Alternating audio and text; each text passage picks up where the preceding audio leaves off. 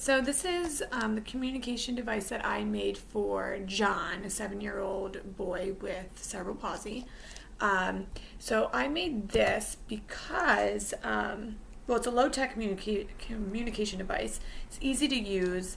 And after reading about John's profile, it was mentioned that they used the device for the hospital created for him. It was very high tech, it was very loud, it was difficult to implement in the classroom for several reasons. So I decided to make this low tech communication device, which is a communication board. So I'll open it up. There we go. So this device uses pictures and words and symbols to allow John to communicate. So as you can see, there's many different categories. There's people, questions, places, social, so that's like having conversations, actions, time, groups, and then the option for letters and numbers. So this was simple, very easy to make. All you had to do was, I actually went to a website, and this was free. So this is also something very important for teachers who may not have the money, or families who may not have the money. Very simple to make, very cheap, free, in fact. So I went onto this website, and I don't remember the name of it, but it gives you all of these pictures. And I mean like hundreds of pictures, and you can kind of choose based on your learner the pictures that you want to use and the phrases and symbols. So given that John is a 7-year-old boy, I wasn't exactly sure, of his literacy level. But so just given the information that I had, this is what I created for him. So when you go into people, it says me, mom, dad, sister, brother. Then you can easily flip over to ask questions. So what, when, where, how, why, what will we do? What time is it? So different questions. You can flip over. These are places. So home, school, bathroom. And then you flip again. You get to, so if he's using this at school, he may have OT and PT. So you have those options as well. Speech, therapy. Flip over to social. I'm sorry from this one page. So this is more like the conversational piece. So saying you need to use the bathroom, saying hello, how are you, goodbye, what's up, please, you're welcome, yes, no. I flip again. These are some actions. So something you can use at school. So whether it be to draw, hurt, give, no. Flip again. This is the time, so what day is it? So if you're in the classroom and you're doing your morning meeting and you're talking about the days of the week, you can ask John, what day is it? And he can easily point to the day. So that's an option for customization. Here are groups, so his foods. This will be really important. So when he's requesting any sort of food or edible. So water, juice, cookies, fruit snack, yogurt, pretzels, whatever it may be. Again, more options for food. And then you also have the option here, if you flip all the way back. So if John his literacy level is a little bit more developed, he can make his own words or own phrases by pointing to the letters. And then there's also just extra pictures here. Again, this kind of depends on his literacy level and where he's at. So this is a great tool because you can add as many things as you want, as many pictures, as many phrases as you want. You can keep going. So that's why I like this.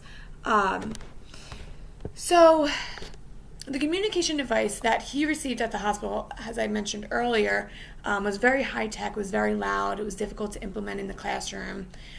This communication board, as I've mentioned several times, just uses pictures and symbols, and it can make sentences, and he can point to preferred items, depending on his literacy level again. from the description, it did sound that like John didn't have much mobility or fine motor skills. So if we are going to use this board, you can use things like a mouth stick or a head pointer that can help him point to, pictures and symbols. The great thing about this communication board is that it's very versatile. It can be brought anywhere. Its lamination makes it very durable. You can lay it flat on the table like so, or you can prop it up, which probably would be a better option for John. The great thing about this is you can add as many things, as I mentioned too, as you want, and you can continue to add things as John becomes more comfortable with it and gains more literacy skills.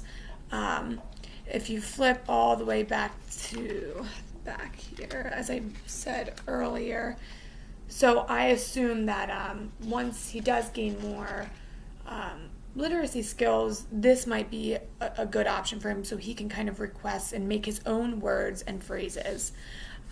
This can be easily adapted for many activities in the classroom.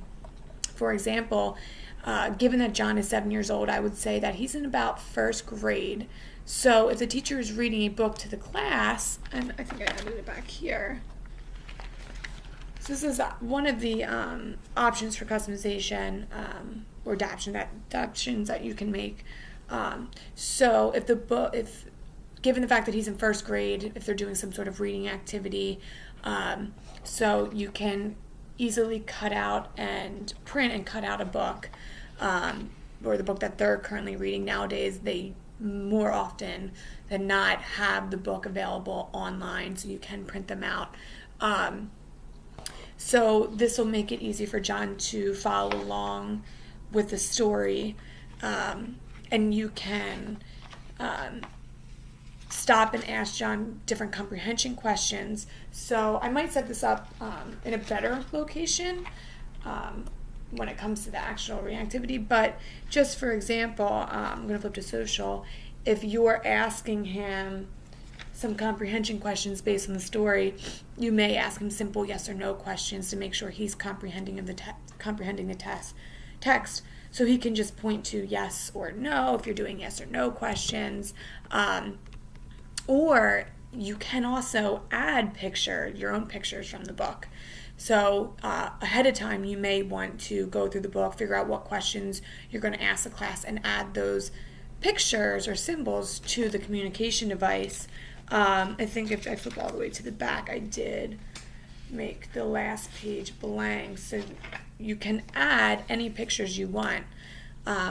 So if you do want to add pictures that you could that come from that reading activity, so that he can participate in the group discussion.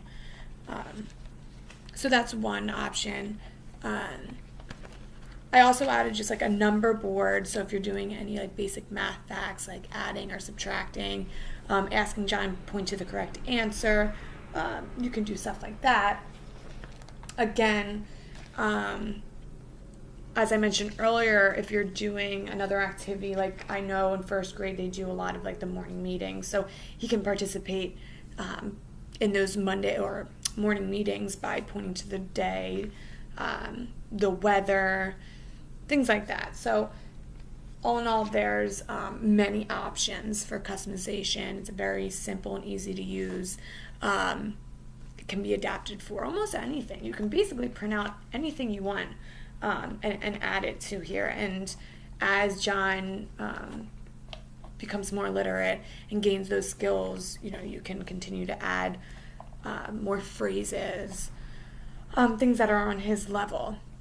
So this is the communication board that I made, and I think it's better than the one that the hospital gave to him, just because it can be easily implemented into the classroom. Teachers can model how to use this. It's obviously costs basically nothing to make.